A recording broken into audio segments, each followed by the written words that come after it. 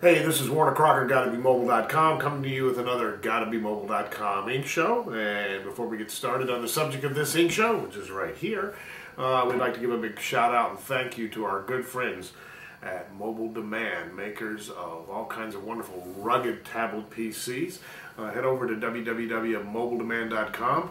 Tell them the gang from GottaBeMobile.com sent you. They'll be happy. We'll be happy. We'll be able to keep doing all these great ink shows for you here. Well, this is the year of tablets, remember? 2010, the year of tablets. Well, we haven't had that many tablets hit the market yet. Of course, we have the iPad, which has dominated just about all the news coverage, and really it's dominated everything when it comes to tablet and slates, any way you want to look at it. Everybody folded their cards, came up with something different after the iPad looked like it was going to be a hit. And of course, one of the big things we heard back in early 2010 was about Windows tablets. Well, now we're starting to see a few of them dribble out, and we've got one here. It's the Tega V2 tablet, and it's from Tega, made by our good friend Hugo Ortega. A lot of our GBM readers might remember Hugo. He used to blog regularly on the site, participate in our podcast and whatnot too. But Hugo is just a huge tablet fan, a huge mobile computing fan, and he's designed and created his own tablet here. Tega right there on the back of it, you can see. It takes some cojones even for like my good friend from down under, Hugo, to make that happen. But this is not only a Windows tablet, it's a dual booting tablet. Also will theoretically allow you to boot into Android. And this is a review unit. Hugo has peppered the gadget blogosphere with a few of these so that he can get the word out about this particular device. So what I'm going to do right now is kind of show you a little bit about the device here, and then we'll boot it up and we'll take a look and see what happens there. Okay, well, here you see it. There it is. It's very nice and thin. As we walk around it here, you can take a look.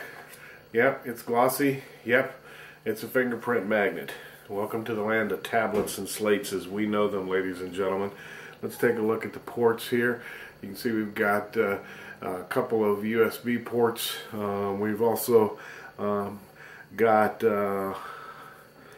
looks like a micro SD slot there, and here's our power. Here's a microphone, headphones, and I believe this is HDMI. I'm not quite sure about that. We've got a vent here. Here's where you put your SIM card. Come around on this side, you see nothing really on the bottom there, and on this side, same thing going on there. We've got three buttons down here on the bottom. Right here's our power button, here's our home button, here's our return button, and of course right there on the top, I think you can see the indicator lights here. We've got wireless, we've got battery, we've got power on, we've got a small camera right there, hopefully you can see that, front facing, and that's pretty much what she looks like on the outside. Smooth aluminum like back there. Comparing it to the iPad, you know, it's a touch heavier to my feel to the iPad, but obviously the size is quite different, as you can see there. It's a little longer, and it's certainly narrower as far as that's concerned. Let's talk about how it feels in the hand. Well, I have to say, I'm not a big fan of how it feels in my hand, to tell you the truth. It's long. Take a look at that, and you'll see this when we get it booted up here. Although there's a nice bezel to rest your hand here so that you're not hitting the touch screen, so to speak. It just feels too long for me to something that I'm going to be using on a regular basis. Sure, you could flip it around in portrait mode, landscape mode here, and work with it this way, and this actually works better for me, but it still feels a bit long. Here's my problem with that. The power button, the home button, and this return button are right here. It's too heavy, really, for me to hold and use in one hand on any sustained basis. and I find myself hitting these buttons. That's problematic with the return button here, simply because if you tap that once, it turns the Wi-Fi on and off. And I find myself frequently hitting that as I'm holding it, just my hand hitting it and causing that tap to occur. So, you know, that's me. Maybe it feels different for you, and I'm sure some other people will probably say that they like a lot about how it feels. It is light, though, for the size of the screen, the size of the device, so it's not like it's that heavy. But I'm so far in my usage, and it's only been just a little over half a day here, I have to say that I find it awkward to work with. That's me. Okay, one of the things that we've heard about this device, as Hugo has been getting this out for folks like me to take a look at, was, you know, oh my gosh, Windows. Well, actually, we've been hearing that long before the device has gotten anybody's hands. All right, let's just state this straight up right now. Here's the thing. Windows 7, as nice as an OS as it is, and it is a nice OS for a laptop, for a desktop, it's not made for these kinds of mobile devices. Period. End of statement. It's too heavy of an operating system. It carries too much baggage for these kinds of devices. It takes me about a minute to boot this thing up from scratch into Windows. It's not that bad if you're on a notebook or on a desktop. That's perfectly fine. But on these devices, you want to hit that power button, and you want to be, well, for lack of a better phrase, you want to be going. You know, I mean, that's just what the benchmark that has been established is. And you don't get that with a Windows OS on one of these kinds of mobile slates. I'm sorry, you just don't. Is that a fault of the machine? No, I think that's a fault of trying to design something to use Windows. That's how I look at it. I think a mobile OS, iOS, Android, these kinds of things are going to be what the future of these devices are going to be, not Windows. Microsoft stubbornly has refused, you know, to give us a scaled down version of this, although we're supposed to see some Windows CE based tablet devices here later on this year. We're running out of this year for there to be any much later on too here, but we're supposed to see some of those devices start to creep out. We'll see how they fare. But this device's biggest flaw is that it uses Windows, in my opinion. Now, Hugo is aiming this kind of at the enterprise and the business sector. That makes some sense. I question the whole dual booting thing. If that's the case, then I mean, just make it a Windows tablet and get rid of that. Make that be what you're going after.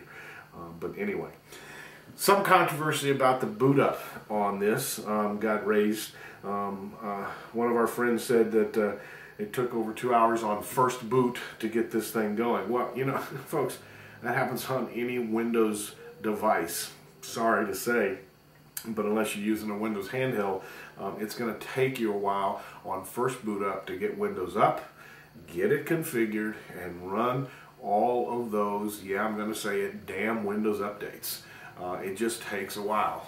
This week, Microsoft's Patch Tuesday released, I think it was 49 new updates. Give me a break. And that cycle just goes on and on and on and on. So yeah, 2 hours, I can buy that.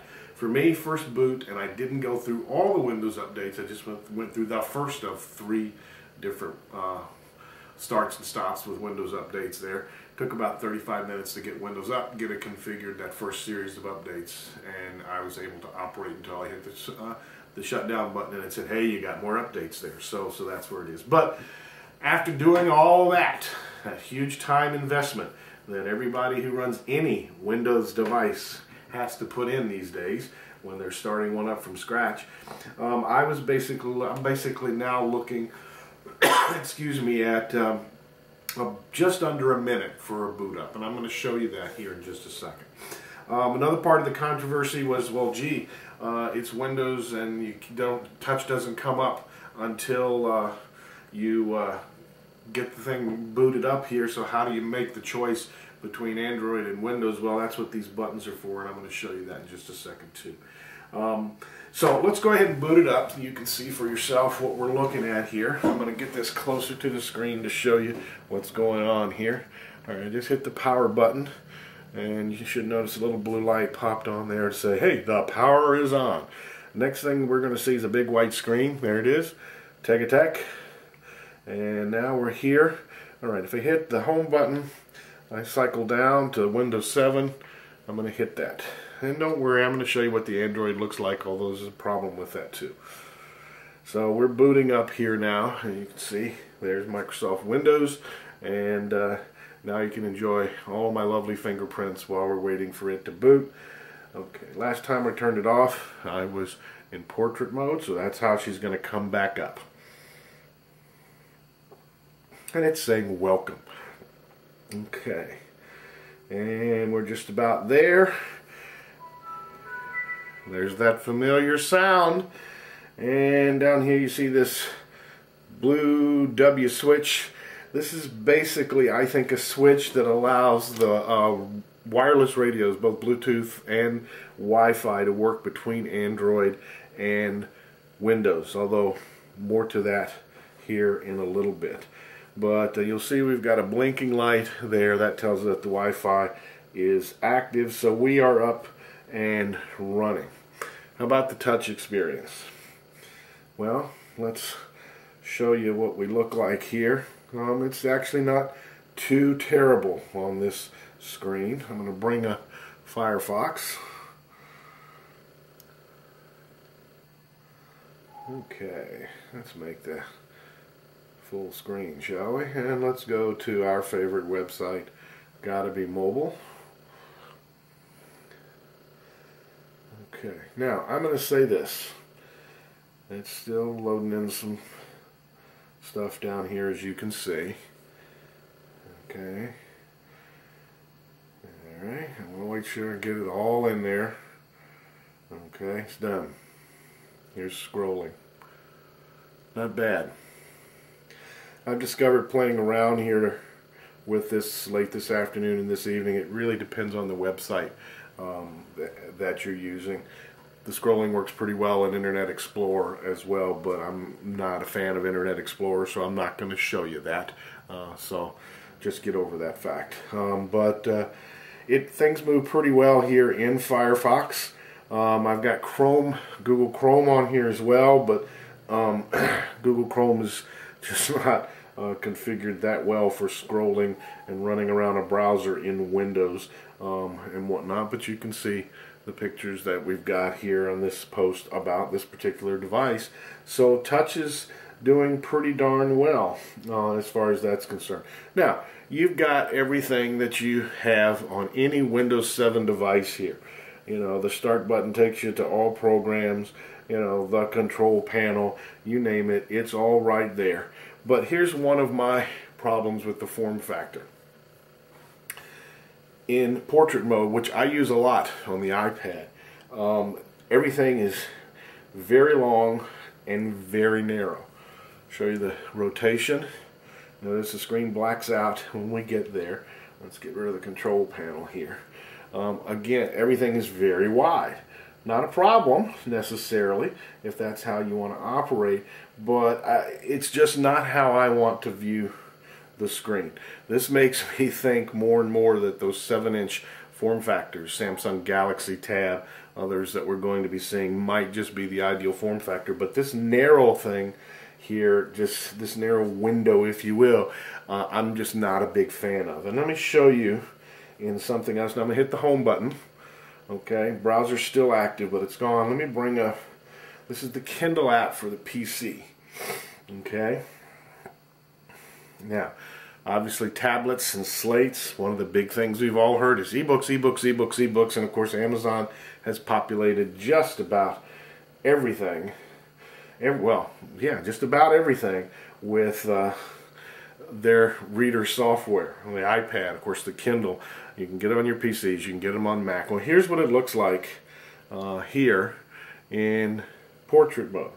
And as you can see, I can turn pages just by touching, okay, and deal it. Again, I'm not a fan of how this feels. If I want to go full screen, one touch there, and I'm in full screen. Notice the page still has the margins on it there. If I want to go this direction, I can. To my mind, to my reading eye, not exactly a very pleasant reading experience. And again, you can see the screen rotation. No matter which way I go, I'm going to rotate and get there, but not the smoothest experience in the world. We do get that blackout and a little interesting screen tearing there as the image tries to readjust as far as that's concerned. I haven't loaded much of anything else on this, but I do, show you here in all programs. I mean, you've got typically what you would see on a lot of Windows devices here. You've got Microsoft Office on this. You've got the Touch Pack. So let's go to Microsoft Rebound here and show you that as far as that's concerned. This is going to be something with a Windows tablet that I think is a decision point for a lot of people. If I'm going to buy a Windows tablet, I think I'm going to buy it with the idea of putting my Windows apps that I already have on it. Okay? All well and good. But, just not the same kind of thing that you get when you think about apps on the iPad or perhaps on the Galaxy Tab or on your smartphone. Here you can see just how nice the screen is. Okay, have no idea what this game is. Looks like I'm shocking the hell out of myself, but it's a touch tablet, so I'm just going to touch some things and see what I can do here. Something tells me I'm supposed to stop those little things from going there, but whatever. Just wanted to give you an idea of how that looked, and you can see that in the touch pack everything is touch optimized here. Okay, as far as that's concerned. Alright, so let's go ahead and let's get back here to the start screen, home screen rather. And what I'm going to do is I'm going to shut her down. I'm going to boot up Android for you. Now, I said there's some difficulties there. Again, these are review units, and this is meant to be running with Windows 7. And right now, Android 1.6. I forget what flavor of pastry that is. You can boot up into Android here. There's a problem, though. The Wi-Fi is not working on the Android side at this moment. Tega is promising that there's going to be a new build or patch out for that, which will make it work, but it doesn't at the moment. So you can't really take advantage of what Android has to offer. And one of the things we've learned this fall in taking a look at Android and these tablets that are coming forward, and I think Samsung gave us the biggest insight into this is before Google did, is that what we've seen so far, Android 1.6, 2.0, 2.1, 2.2, I guess those are the numbers, none of those are designed for tablets. Google has much said so. Samsung basically said, yes, we're releasing the Galaxy Tab, but it's not really that the tablet experience that we're aiming for, which is going to be next year when we see 3.0, and whatever pastry flavor that's going to be. So we're still not there yet as far as Android on a tablet is concerned. Now, that said, let's go ahead and boot it up again. I'm going to hit the power button here, and we'll see where we go. And this time, after we flash on the opening screen, there we go. We're going to go ahead and choose Android. You'll see this is considerably faster in terms of the boot experience.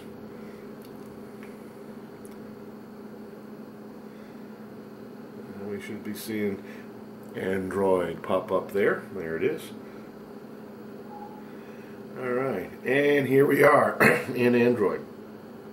Now, you'll notice that we can't get Wi-Fi here, but we can scroll through multiple screens. See these dots up here tell us which ones we are. And of course, there's not a lot loaded on these screens right now, but if I hit this, this shows you the apps that are available.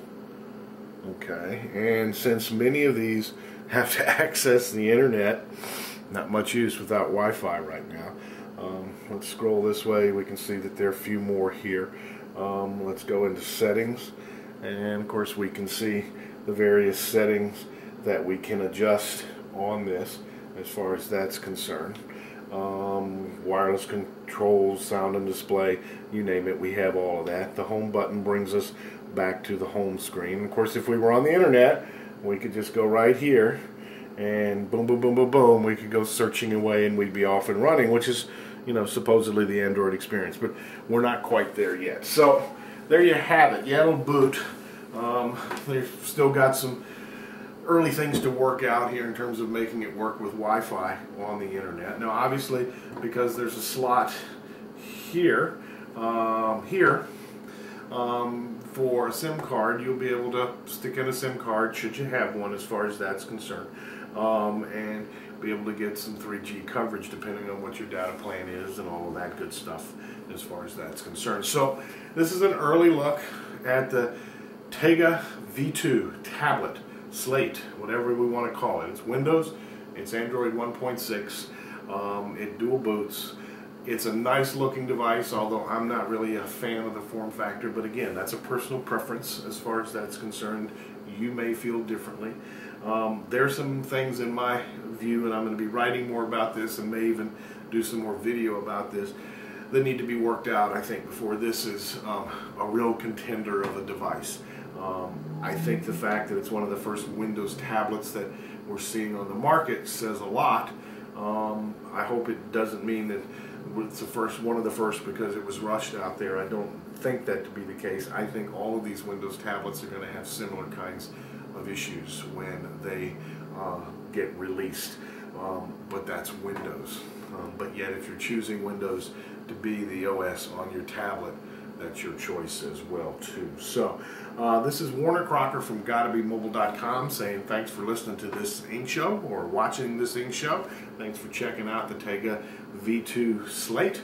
And once again, we want to give a big shout out and thank you to our Ink Show sponsor, Mobile Demand. They make rugged tablet PCs. Don't think this is that rugged, so wouldn't go tossing it around. But head over to www.mobiledemand.com, check out what they have to offer. We'll be happy, they'll be happy, and we'll be able to keep doing these Ink Shows. I know a lot of you folks have been saying they want to see my wife Thomas and get a hold of this. Well, maybe we will here, if I can talk her into it, and we'll see what she has to think. So, Warner Crocker for GottaBeMobile.com saying, hey, we'll catch you on the next Ink Show. Take care.